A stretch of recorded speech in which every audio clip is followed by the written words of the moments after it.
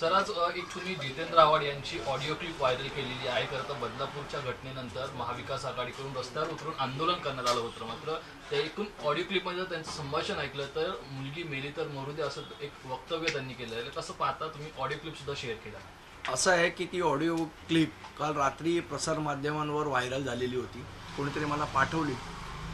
ती शेअर करण्याचं कारण असं की मानसिकता काय आहे, म्हणजे एखाद्या शिपायाने बलात्कार केला किंवा तो जो कोण होता त्यांनी, तर ते माफ करण्याजोगं नाही आहे. त्याला फाशी झाली पाहिजे, त्याला शिक्षा झाली पाहिजे. पण एखाद्या मोठ्या माणसाने केला, श्रीमंत माणसाने केला, तर त्या श्रीमंत माणसाला त्याचं प्रकरण दाबता येतं. असे दोन कायदे या राज्यात आहेत का? तुमची मानसिकता काय आहे? बरं, मला मान्य आहे की ही ऑडिओ क्लिप जुनी असण्याची शक्यता आहे, कारण त्याच्यामध्ये प्रफुल्ल पटेल साहेबांचं नाव घेतलं आहे, पवार साहेबांचं नाव घेतलं आहे आणि टी सिरीजच्या मालकाचं नाव आहे. मुळात हे प्रकरण खूप गंभीर आहे. हा मल्लिकार्जुन पुजारी ज्याचं नाव घेतलं गेलेलं आहे त्या ऑडिओ क्लिपमध्ये, हा मल्लिकार्जुन पुजारी कोण आहे? तो NCPचा कार्यकर्ता आहे का? असेल तर त्याची चौकशी पोलिसांनी केली पाहिजे. हे संपूर्ण प्रकरण काय आहे हे जगासमोर आलं पाहिजे, याची चौकशी व्हावी. बरं, असंही माझं म्हणणं नाही की ती ऑडिओ क्लिप खरीच आहे किंवा खोटी आहे किंवा काय. याची पूर्णपणे पडताळणी ही पोलिसांनी केली पाहिजे. या क्लिपमध्ये जे कोण पात्र आहेत, दिसत आहेत, हे कोण पात्र आहेत याची तर सत्यता पडताळू शकता ना.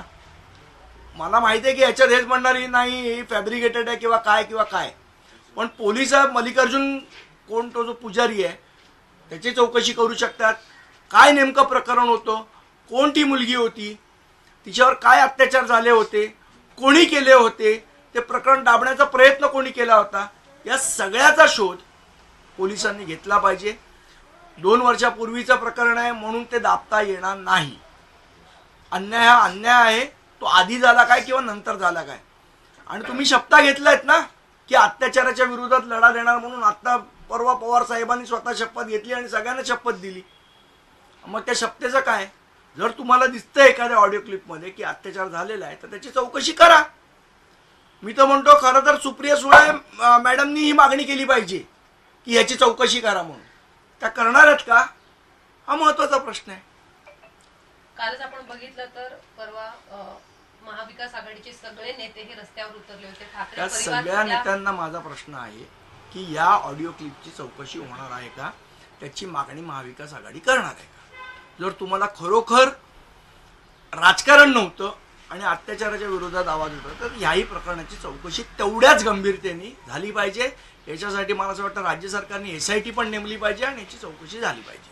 मनसे कशा पद्धतीने हे प्रकरण आता लावून धरणार आहे? आपण बघितलं तर बदलापूरचं प्रकरण महाविकास आघाडीने लावून धरलं. आता मनसे हे प्रकरण कशा पद्धतीने आता क्लिप जी आम्ही जाहीर केली ते तर सगळ्यांसमोर आहे.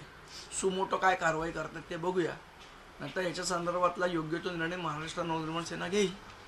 काल पंतप्रधान नरेंद्र मोदी महाराष्ट्र दौऱ्यावरती होते. त्यांनी सुद्धा म्हटलं की महिलांवरील अत्याचाराच्या केसेसमध्ये केंद्र सरकार हे राज्य सरकारच्या पाठीशी असेल आणि योग्य कारवाई करण्यात येईल. मात्र कुठेतरी हे सरकार कारवाई करण्यातच कमी पडतंय का? बघा, ही ऑडिओ क्लिप खरी असेल तर ही धक्कादायक आहे. अशी किती प्रकरणं दाबल्या गेली आहेत. मला वाटतं परवा सन्मान्य राजसाहेबांनी जो क्राईम रेकॉर्ड सांगितला, ही तर नोंद झालेली प्रकरण आहे. तेव्हाच ते म्हणाले की ही रजिस्टर FIR झालेली प्रकरण आहे. अशी किती प्रकरण आहेत ज्यांची FIR रजिस्टर झाले नाही. ज्यांचे FIR रजिस्टर झाले नाही त्या प्रकरणातलं हे प्रकरण आहे का, याची चौकशी झाली पाहिजे. मला असं वाटतं यात सगळ्याची गांभीर्याने दखल घेऊन सन्माननीय उपमुख्यमंत्री आणि गृहमंत्री देवेंद्र फडणवीस याची चौकशी करतील का, हा आमचा प्रश्न आहे. सर, आपण जर बघितलं तर आज मुख्यमंत्री स्वतः मुंबई गोवाच्या मार्गावर पाहणी करायला गेले. आज आपण याच प्रकरणावर. ताज्या बातम्यांसाठी बेल आयकॉन दाबून चॅनलला सबस्क्राईब करा. धन्यवाद.